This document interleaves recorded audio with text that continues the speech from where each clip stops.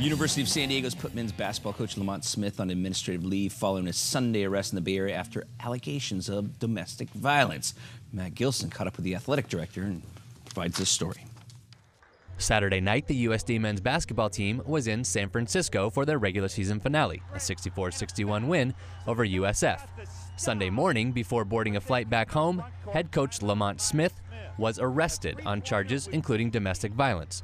Monday, USD announced that Smith, who is married with 2 daughters, had been placed on paid administrative leave for the remainder of the season. Well, I felt it was important and recommended to the university administration that we place Coach Smith on administrative leave. That's Executive Director of Athletics Bill McGillis, who says the university's HR division has already begun an investigation. When we're at a conclusion with that, we'll be responsive in the right way. McGillis told us that he's spoken with Lamont Smith twice since Sunday's arrest, although he declined to share any specifics from those conversations.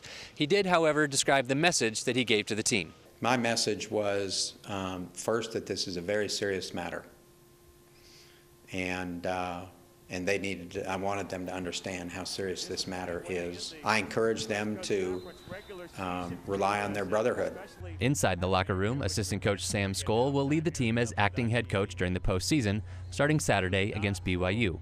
Outside the locker room, our concern and our prayers are with everybody involved in this matter. It's not limited to the young men on our basketball team, who we certainly have concern for, and we're going to support them. But we have a concern for everybody involved in this situation. From USD, Matt Gilson, KUSI Sports.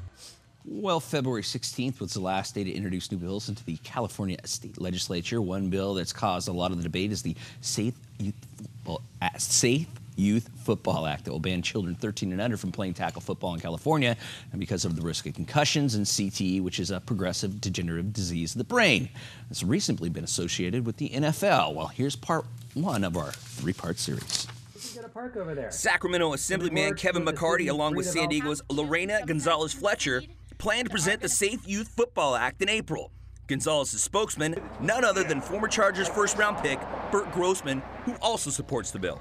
I support it either way, 12 or 14. I just don't think it's something that kids have to expose themselves to from 6, 7, 8 years old. I mean, my son is still in a car seat at 8 years old. Why would I put him in a helmet and this battle gear and say go run into a wall every day or another kid? It's insane to me.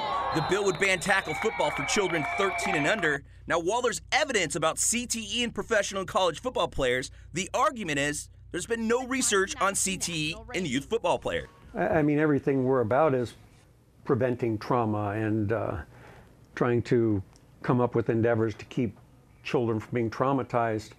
The problem is there's not a medical or literature basis that really supports the step forward in trying to, get rid of football from 13 years of age and less.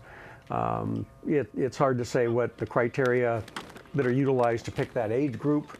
Why not less? Why not more? Why not other sports?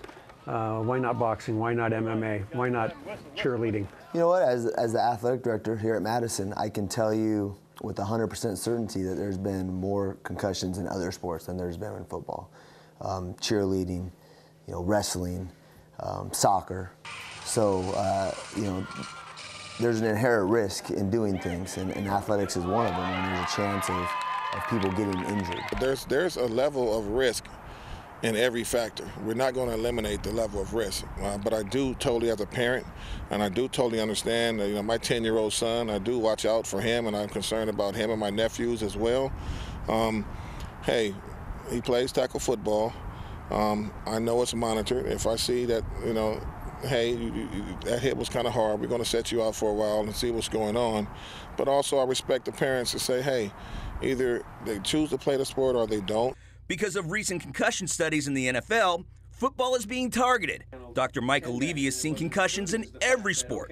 And according to a study in the American Journal of Sports Medicine, girls are twice as likely to get a concussion than boys in a similar sport. Leading the way, girls soccer. I don't want to promote anything that would hurt children, but much in the same way then polo. Anything where you ride a horse, fast or slow, skiing, snowboarding, skateboarding, bicycling, motocross. These are all extraordinarily dangerous sports, and all can be associated with concussive injury or worse. And so where does it stop? Is it that everybody at 13 is no longer involved in a sport where you could potentially get a head trauma? And I don't think anybody will go for that. NFL, I mean, that's a different world. That's a different world than youth football. I mean, you have little kids bumping into each other, running into each other, and you have 270-pound men who run like gazelles that can are as strong as horses. You know what I mean? Like, there's a different impact level at that level than at the youth level.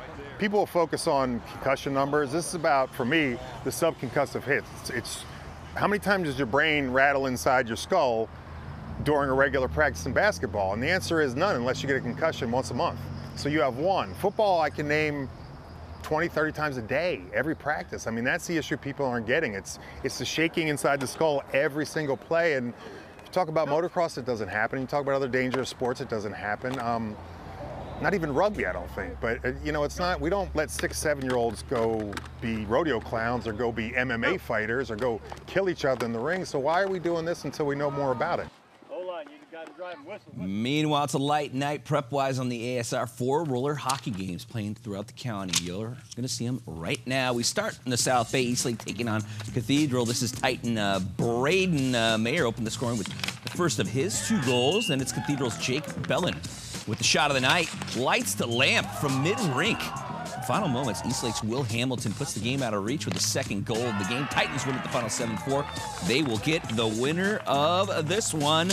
Another Titan, the 8-seeded Titans of Poway taking on top seed Rancho Bernardo. RB's Nick Thomas with 5 goals to lead the Broncos as they win big in the shutout. The final, this one 10-0. They advance to the semis on Wednesday against Eastlake. Then it's Patrick Henry taking on the Scripps Ranch Falcons. Scripps Ranch Matthew Agathier displays why he's been selected 2018 Player of the Year. 5 goals in the Falcons win. The final 13-4 Scripps. Falcons advance to the semifinals on Wednesday to play the winner of this one. The final contest, Escondido Charter taking on Westview Wolverines. Charter's Bryce Mendoza makes each work of a hat trick, but with 5:33 left, Westview's Tyler Lee with a goal for a 6-5 lead. As they go on to win final 7-5, they'll get Scripps Ranch in the semis on Wednesday.